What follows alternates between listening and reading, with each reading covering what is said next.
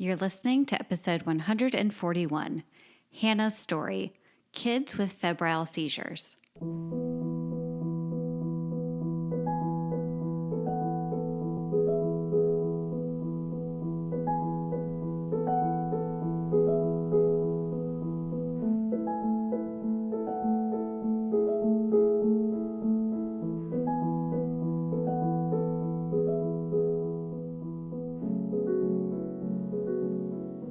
Hello, my friends.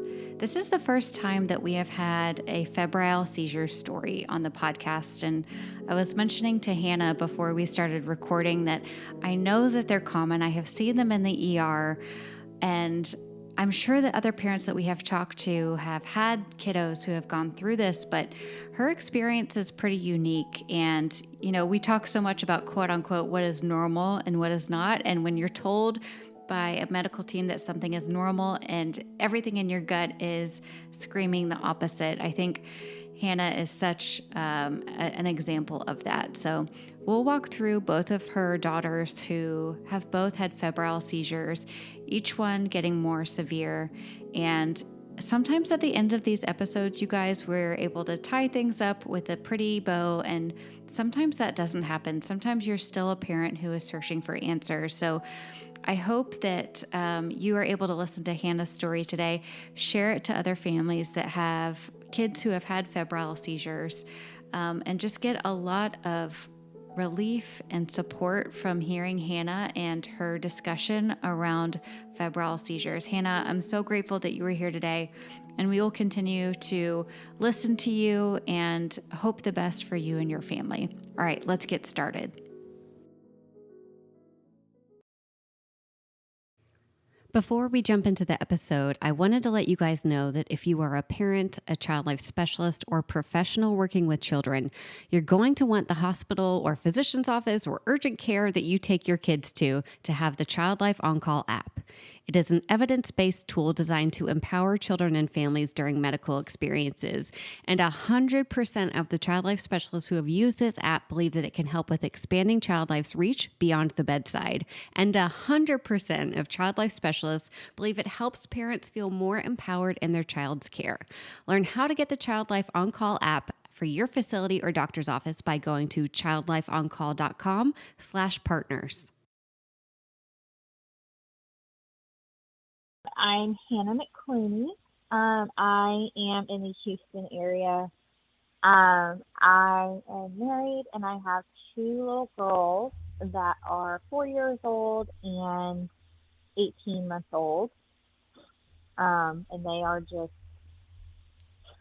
they're a mess, and I love them, and I love getting to be their mom, and yeah.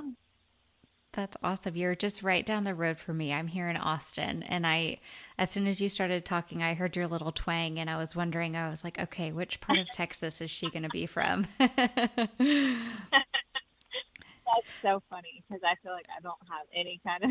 Well, I feel like I don't twang. either. And then this past weekend, I was in Florida for a conference, and people were like, Katie, you have such a twang. I'm like, I do? It's hard to hear. That's funny. So talk to us a little bit about kind of the beginning of, we're talking about febrile seizures today. And I was just mentioning to you that we haven't had this specific topic on yet. I've worked in the ER for a long time, and febrile seizures are so common and so scary for parents. And so I know that you have some experiences with your girls going through it. So why don't you walk us through kind of the beginning of what your first experience with febrile seizures was like and what that was like for you as a parent. Right. So for us, both of my girls have had them. My oldest had hers. She's only had one. And then my youngest has had three. But my oldest, the first time she had one, I did not realize that that's what had happened. I knew that in that evening she had been running a fever, but it was like low grade. It was like 100.8, 101, like maximum. So it wasn't like super alarming to me or anything. But she had never really been sick before. And she's, like I said, 13 months old. I put her down to bed like normal. She went down just fine. But there was just like something felt really off to me. Like my mama instinct and gut was just, something just felt off and uneasy. Um, and we have a video like monitor in her room. So I can see it on the monitor out here. About 30 minutes after I had put her to bed, I look at the monitor and I notice that she's moving, and she has both fists up by her face, and they're balled up fists, and they're just kind of like shaking. And I can kind of hear like a gurgling sound. And I was like, oh my goodness, what is going on? So I hightailed it into her room. And when I got in there, I had noticed that she had vomited everywhere. She was totally blue in the face, and she was not responding to me. And at that point, obviously, I had no idea that it was a seizure that she had had. I got her out of the bed, and I had to like turn her over and do some like hits to her back to try to clear her airway and get the rest of like the vomit out of it.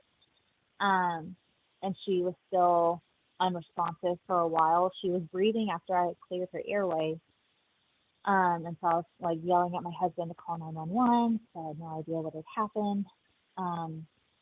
And while he was on the phone with them, I was down on the floor with her, just trying to get her to respond and see if I could get her to like come to. Like her eyes were open and she was looking, but like she wouldn't like look at me or like follow me or respond to anything I was saying. So the EMTs got to our house and they checked her out, and they said that she had probably had a seizure. What in the world? Like, she's never had a seizure before. And so we went to the ER in an ambulance, which no parent ever wants to see their kid in that situation. And we got there, and the doctor confirmed that she had probably had a febrile seizure. And at the time, he had said, like, they did like all like the different tests and everything to figure out like if it was anything like bacterial or viral that was like making her sick to cause the fever.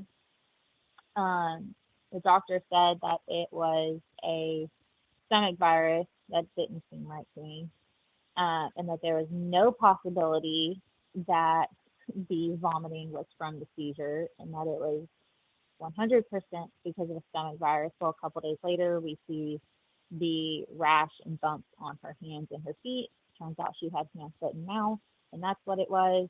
And her pediatrician was like, yeah, no, that vomiting was not from a stomach virus. That was definitely from the seizures. That was our first experience. And I that was just like, terrifying. I'm hearing you say this, and there's a lot of questions I have for you, but like this one obvious statement where it's so rare that doctors ever say something 100%. And I feel like every time they do, it's wrong. Like they're usually so careful Yes. to be like, I can't say for certain, but this is what we think based on blah, blah, blah. But of course, in this case, he's like 100% stomach virus. And you're like, what? Yeah, there was no way it was related to a seizure. And of course, that was like my first time like going through this. So I was like, oh, okay, maybe it is. Right, of course. Well, yeah, I want to go back to how did you know what to do when you found her? Like you're in a state of panic, but you had the ability to know how to react. What do you think helped you with that? I honestly have no idea. I feel like it was just kind of instinct. Um, when your baby's not breathing, what are you gonna do? Like you're gonna like turn them over. And the thing is like I can still feel. I call it like a ghost feeling on my arm, where I can like still feel her body like laying over my arm as I'm like trying to like hit her back and clear her airway. I have no idea what came over me. It was just the first thing that I thought to do. Yeah. That I bet a lot of parents can relate to that type of feeling that stays with you that just never goes away. Right. Right.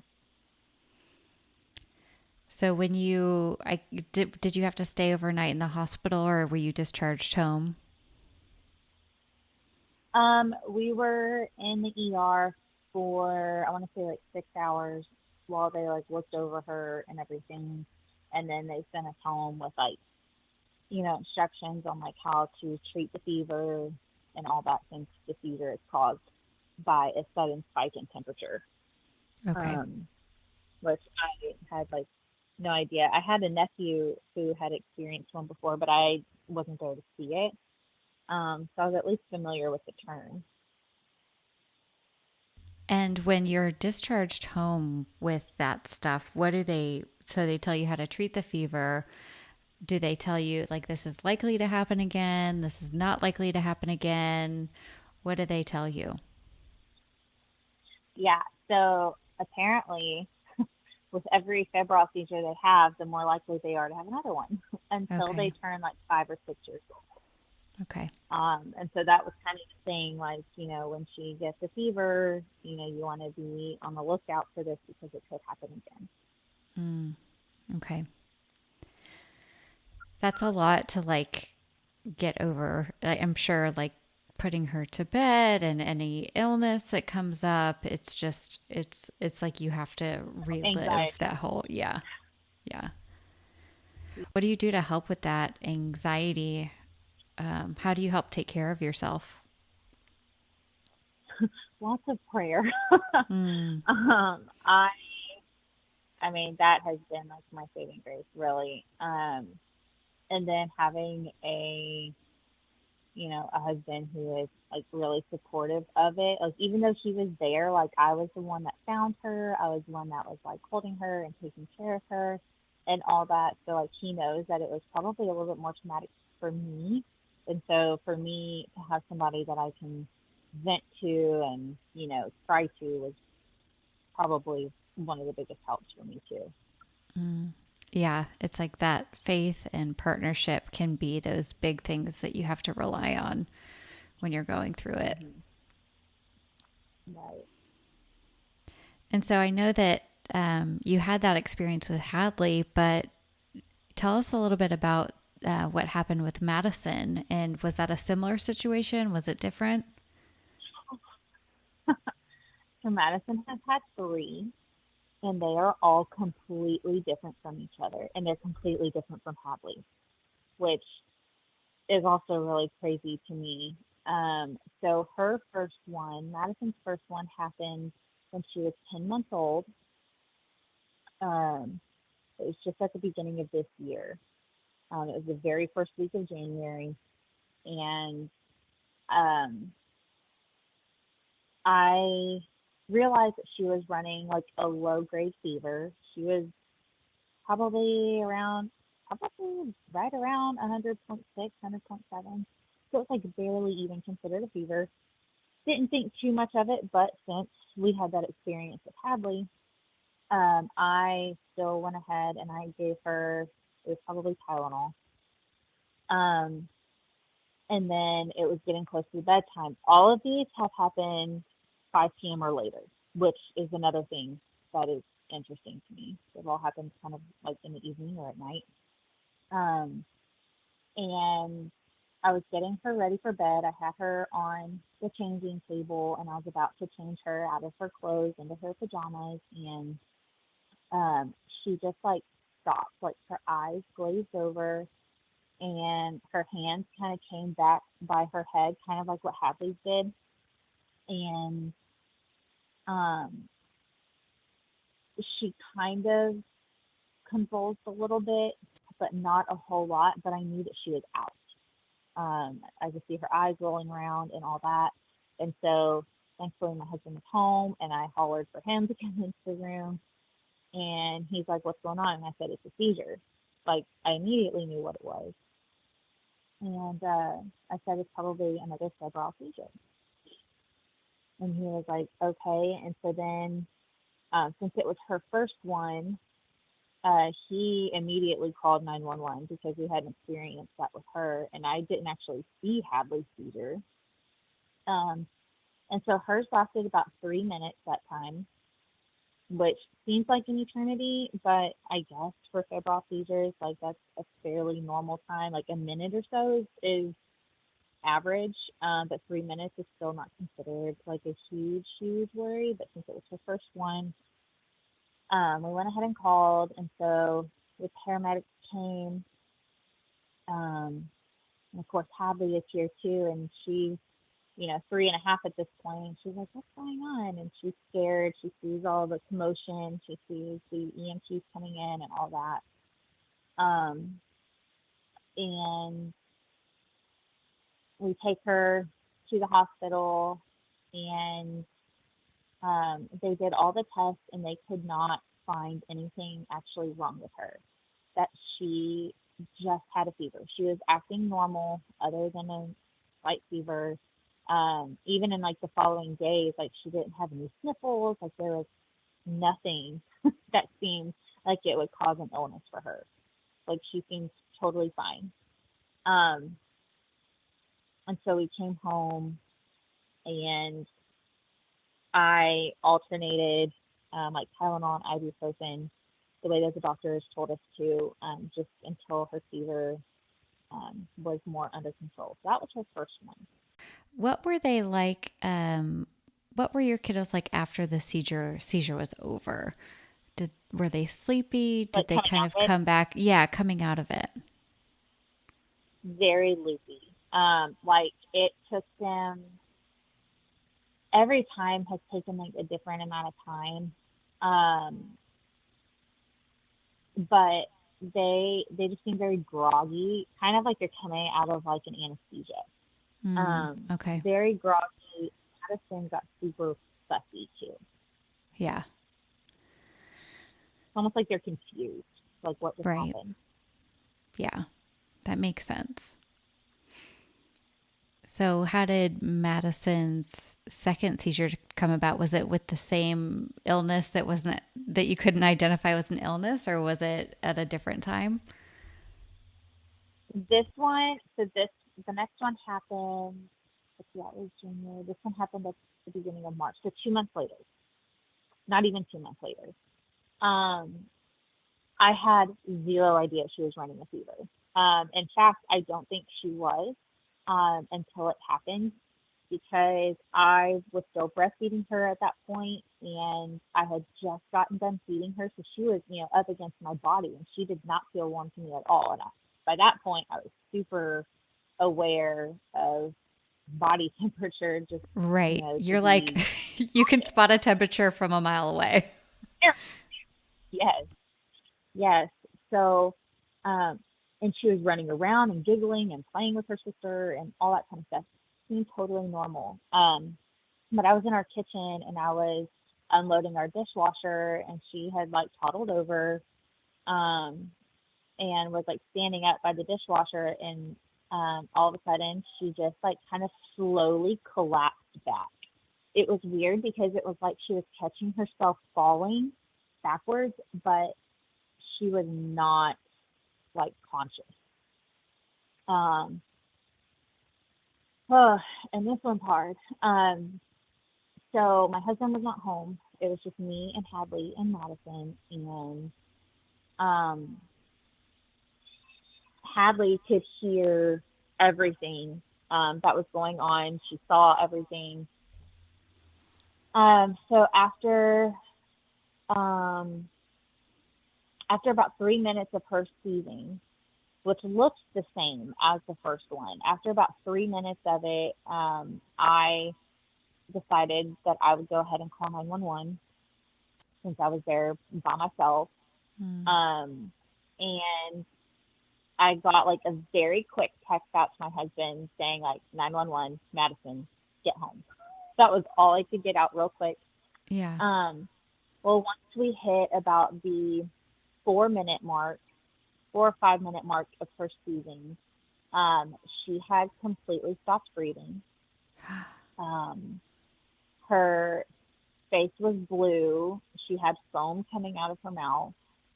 And at that point, like, I knew that we had kind of like crossed the threshold into something that was potentially more serious. And so um, I was talking to the 911 dispatcher, and I told her, okay, she's not breathing anymore. Her chest is not rising. There's nothing coming out of her mouth or her nose as far as breath goes. And she's like, okay, I need you to start compressions, and this is what I want you to do. We're going to do CPR. Thankfully, so at the time, I was a high school teacher, and one of my really um, close colleagues that I worked with at the time, um, she had our campus nurse in her classroom certifying her students because she taught like a child development class. And so her students get certified in CPR, particularly infant CPR. And I walked in there literally the week before this happened. And I got a refresher course in infant CPR because I was certified in high school, but it had been, 12, 13 years since then. Right. And so I got that like refresher course literally the week before I needed to use it on my baby. Oh my It took gosh. about a minute and a half of me doing CPR, and then she finally kind of like coughed back into my mouth when I was giving her a breath. And so I knew she was breathing again at that point. Um, and as soon as she started breathing is when the EMTs arrived. And I had to send my little 3.5-year-old Hadley to go open up the front door and let them in. Like, she had to unlock it and everything. Um, but she did not leave Madison's side, like, throughout this whole thing. She was sitting there next to her, like, stroking her hair, like, Mm. begging her to wake up and to start breathing. And it broke my heart in a million different ways. Yeah. Um, so once I got there, she had a very, very weak pulse. Um, and so they were having to monitor that. Thankfully, my husband was only 5 minutes up the road. He's in sales, and so he was at a customer that was close to our house, and he was able to come home like really quickly, and he got there at the same time the EMTs did, and so he was able to handle Hadley, who was panicking and traumatized by this point. Um, and we were able to tend to her, went to the hospital, did the whole thing again. Um, and this time she had worked herself up so much in the hospital once we finally got there. I think she was so out of it and so confused, and she worked herself up so much that she just like vomited all over me. Mm. Um, they were trying to do like chest x-rays and stuff because I had to do compressions, and that can, bruise or fracture ribs. And thankfully she was okay with that. And then they came back and said that she had a UTI and an ear infection and pharyngitis. Mm. So she kind of got hit with everything, and I literally had no idea because she was acting totally normal, her normal, happy, bubbly self. Hannah, it's so much. It's like, even though it was the third time, it's just, I can imagine, just so crazy to relive that, to re-talk about that. And it must be so difficult to have to picture that. And like you said, the dynamic between your daughters, right? And then all of that. That's a lot. Yeah, yeah. It took a lot of um, talking through with Hadley afterwards, because every time we tried to go to the hospital with Madison, because of, all the COVID restrictions and everything, like, we couldn't bring her. At first we were told that only one parent could be in the ER, and we were like, no, we're both Hmm. coming in. Um, it was hard for her because, like, one of our parents, thankfully both sets of her grandparents was really close to us. But she tried to go with them during those times, and she didn't really fully understand like what was going on. So Right. it took a lot of like talking her through things and trying to help her process like what she had seen too. Yeah, and it may be one of those things too where it's like that ongoing conversation. And as she gets older and remembers now in a different way or continues to have conversations and different thoughts about what had happened, it may come up again, I would guess. Mm. Oh yeah, and it does. Like even now, like if Madison just is like zoning out and staring off into space, Hadley's like, "Mom, she stopped." That's what she calls like a seizure. She stopped. I'm like, she's not stopped. She's just doing something. Yeah. But she's okay. Yeah. We'll be right back. A perfect example of this is one of my good friends was in the hospital with her son, and I didn't want to bother her, but I wanted her to know that I was thinking about her. And easily you can just push Caring Band, go to your select messages, and push it, and it gets a vibration right to her wrist. I just love this.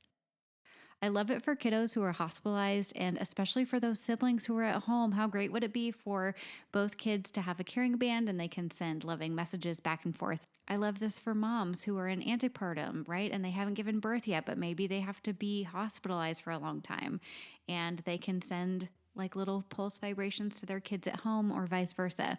Anyway, I just love this product and wanted to share it with you. If you go to childlifeoncall.com/caringband and you use code CLOC22, you get 20% off any Caring Band, which is just $32. Okay, I'm going to end my rant now, but I really do love Caring Band. Oh my goodness. That was Okay, our I'm a little scared to hear about the next one. uh so the third one happened at the very end of June of this year. So it was about 3 months later. Um so they're happening between like 2 and 3 months apart. So now I'm like right now I'm keeping my fingers crossed because we're at that point right now for the next Yeah. one. Uh, And how old is she so now? uh, she is 18 months now. 18 months. Okay. Yeah. So this one happened when she was like 16, I believe. And um, this time I had been playing on the floor with her for a while, and I thought she was kind of starting to feel just a little bit warm, um, but it wasn't like too concerning for me. And like I had like told myself, okay, the next time I get up, I'm gonna go get her the Tylenol, which hindsight, I should have done immediately. Not that that guarantees that they're not going to seize, but I knew that she was feeling a little bit warm, and uh,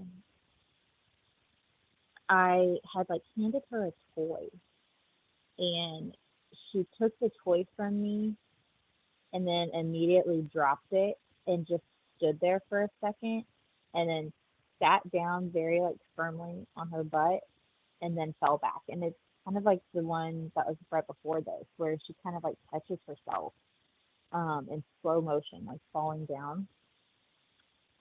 This one, her whole body tensed up a lot more than with the other two times. Um, like there was like almost no moving her limbs, like if you tried. She was that tense. And um, again, I think everybody was home. So my husband and Hadley were both home, and I let her speak for about 4 or 5 minutes, and my husband was timing everything. Once we hit 4 minutes, because that's what the ER had told us after that second seizure. They were like, okay, if she's seizing for like 1 or 2 minutes, like it's not like a huge deal, get her to come out of it. But if she hits 4 minutes or more, then that's when you need to go ahead and call it in. So I did, or he did, while I was like trying to get her to wake up. She seized for about 8 minutes before she came to, and so by the time she woke up, the EMTs were here, and they were checking her out. Um, and so I knew since she had seized for so long, this meant another trip to the ER. So I went into my room real quick to go get dressed so that we could go. And in like the 2 minutes I was in my room, she hadn't totally come out of the seizure, and she went back into another seizure. And that one lasted for about 4 minutes. She barely woke up and then went down again, and she seized for a total of 20 minutes in a time period of about 24 minutes. Oh Which my was gosh. insane. They had to get her. I cannot remember. It was some sort of benzo that they had to give her like in her nose, to get her to stop seizing, because seizing for 20 minutes is obviously not good. And so that was what was concerning about that. She was breathing the entire time. She never turned blue this time. She didn't foam at the mouth this time. But the fact that it lasted so long was what was so concerning. Right. And so again, there we go to the hospital. Hadley is freaking out because her sister stopped again, and they did all the tests again. Nothing came back positive. So just like the first time, we had no idea what was wrong. We had no diagnosis.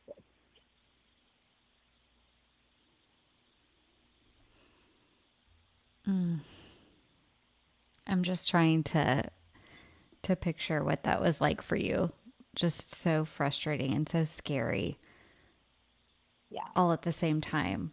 It's like Hmm. you're probably like, when are we going to get a break and get some Yeah. answers? So, Hmm. can you describe to me, like, when she's seizing and you're there and they give you instructions to try to get her out of it? Are you just like calling her name and saying, "Wake up, we're here, you're safe"? Hmm. Yeah. It's putting her on a like firm surface. So ideally on like a carpeted floor. Yeah. Um, so not on like tile or anything that could be more painful. So I lay her down there. Um, and I'm just like there, kind of like talking her through it, trying to get her to wake up, know that I'm here. Because I've talked to people who have had seizures as like, teenagers or adults, and they have told me how painful it is because your muscles are so tight and so tense, how painful it is. And then the next day they're so sore from it. So I'm like, I can't imagine that, like even more so with a baby. Right. So just trying to be whatever peace I can be for her. Mm-hmm. Did they have you stay overnight this time in the ER, or did they just call it another febrile seizure and send you home? Yeah, so they ruled it as a febrile seizure, obviously. They wanted to do more blood work because the other two times in the ER, they really only did like urine samples and stuff. They didn't, I don't think they did blood work at all the other two times, now that I think about it. Um, but they did like, flu, strep, COVID tests, all that kind of stuff, and urine Yeah. tests. Um, and this time they wanted to draw blood, and that was a total nightmare in and of itself. It took them 20 minutes digging around a needle in her hand, and that put me beside myself. I'm sure. Um, I know. Like, she's agitated, you're traumatized and exhausted. This whole blood draw process is really difficult. Yeah. yes, it was it was bad. So the doctor that was on her case that night recommended that we go see this neurologist that was in the area, the pediatric neurologist, because he was telling me, while febrile seizures are pretty common, um, having three within 6 months is a lot. Yeah. And, uh, like it's just more and more likely to happen. And the more it happens, the more likely they are to develop a seizure disorder. And she was like, I would feel comfortable with her seeing a pediatric neurologist to see if there is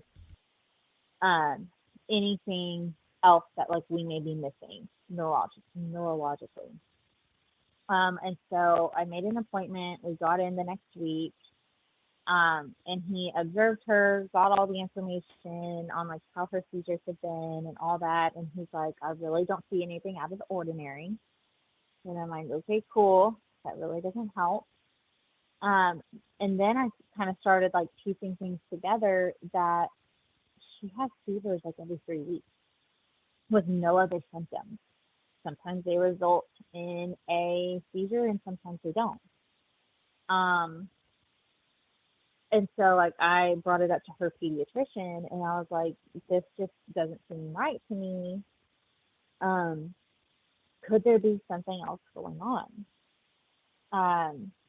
And so then she directed me to an infectious disease doctor to run some tests, talk to him, see what he says about anything that was like autoimmune related or just like anything else that we may have been missing.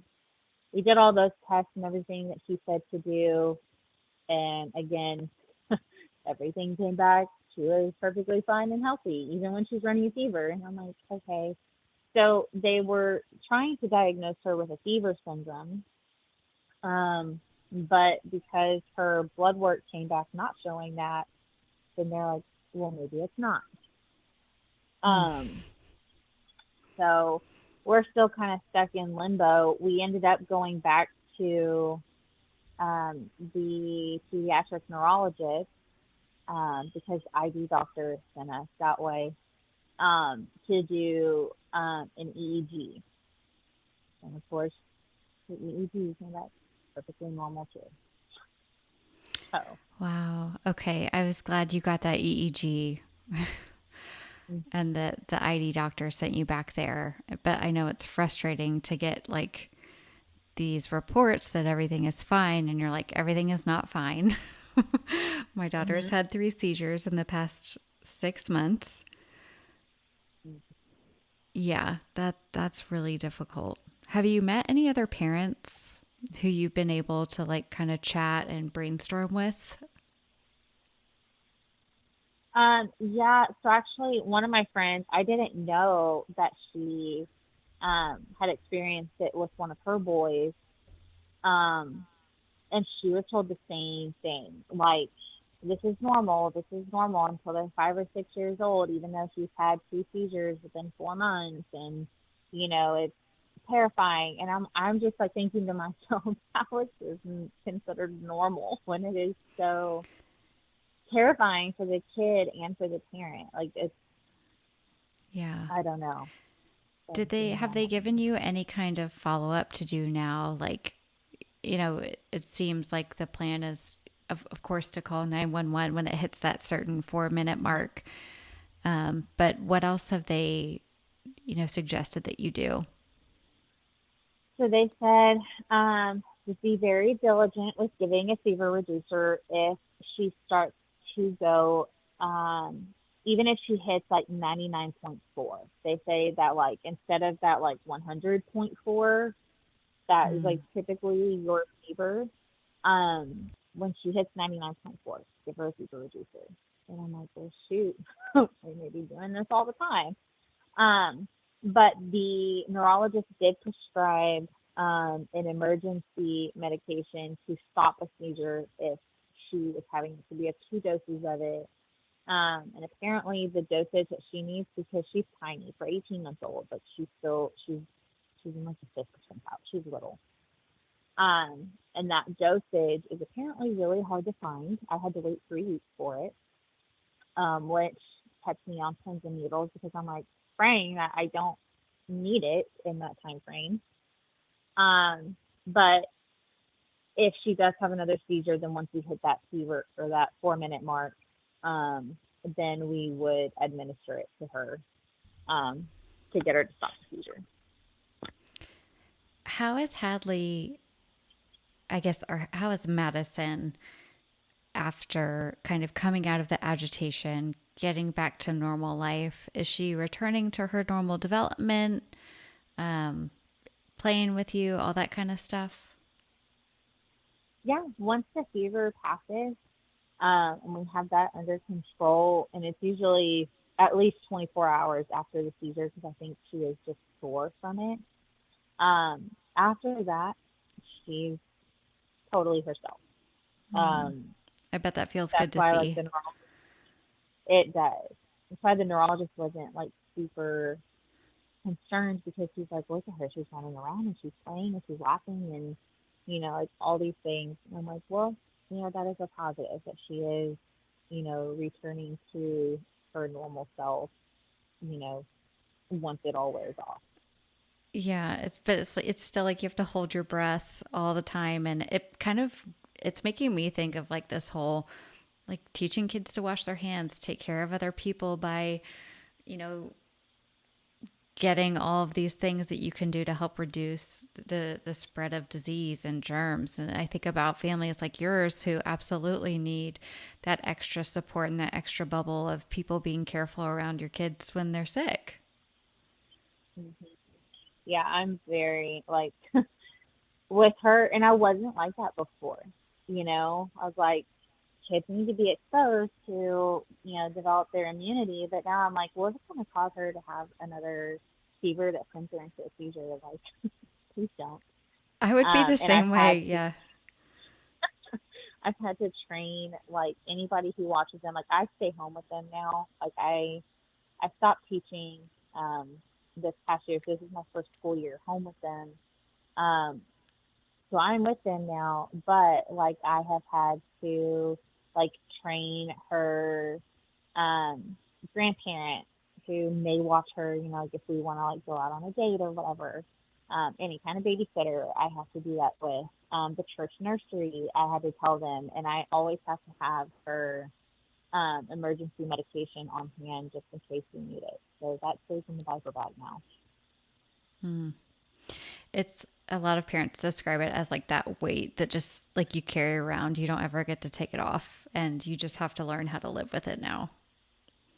Yeah, especially since it can sneak up on you. Like her second seizure, I had no idea because it's the thing with like these seizures. It's not how high the temperature gets; it's how fast it gets there. And so when they spike, when they go from 98.6 or whatever to 102, in 2 minutes, Yeah, like their bodies can't handle it. So right. I mean, you really never know when it can happen. What are some of the things you've learned about yourself, having had to go through these experiences? Um, I don't know. I think after the first one with Hadley and like seeing how like panicked I was then, my husband would tell me like, it's a good thing I was home because I don't know that you're good in emergency situations. I was like, well, that's not good. Yeah. But as they've happened more, not that it's necessarily a good thing, um, I'm much more calm because I have, like researched them and like what do I need to do? What shouldn't I do? So I think just being like more aware and knowing how to handle things has just made me like more calm. So like when we have like other issues come up or like other sicknesses or whatever, it's definitely made me a lot more calm in that sense too. It's almost like you have this superpower. Like you can tell your body and your mind in those moments of crisis, like, I've got a job to do. I have a plan. I know how to execute it. Like, I've researched this. I can do it. It's pretty impressive. Yeah, Even from the very beginning, I right. would say, even with Hadley's first one, like you knew what to do. That mom instinct. I think you're pretty amazing. Oh, thank you.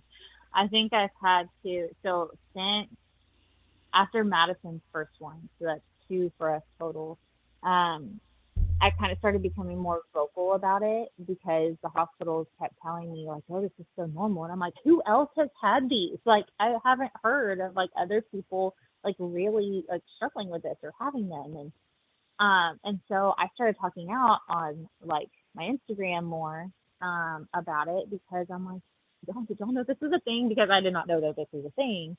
And then I had kind of gotten like attacked by other parents, and they were like, oh my gosh, seizures happen, like calm down, like this is a normal childhood thing. And I'm like, excuse me, have you seen your child not breathing because they had a seizure that resulted in a seizure? Oh, man. If you have not, don't talk to me.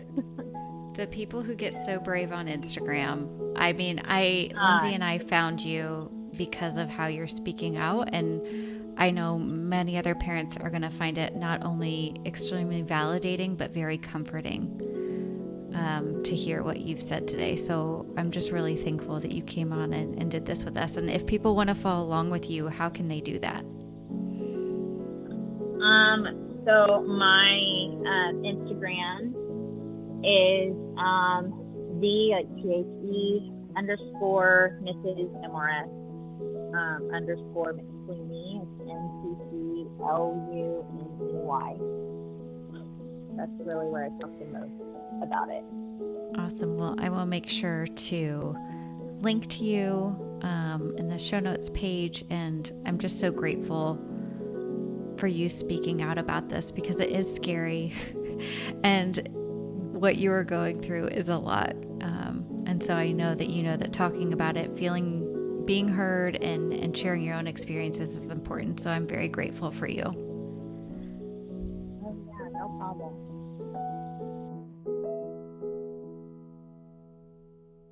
Thank you for listening to the Child Life On Call podcast. I'm your host, Katie Taylor, and you can follow us at Child Life On Call on Facebook, Twitter, and Instagram. Please rate and review to make it easier for other families to find us. We have cute merch available at www.bonfire.com/store/childlifeoncall, and you can listen to more episodes and find resources at childlifepodcast.com.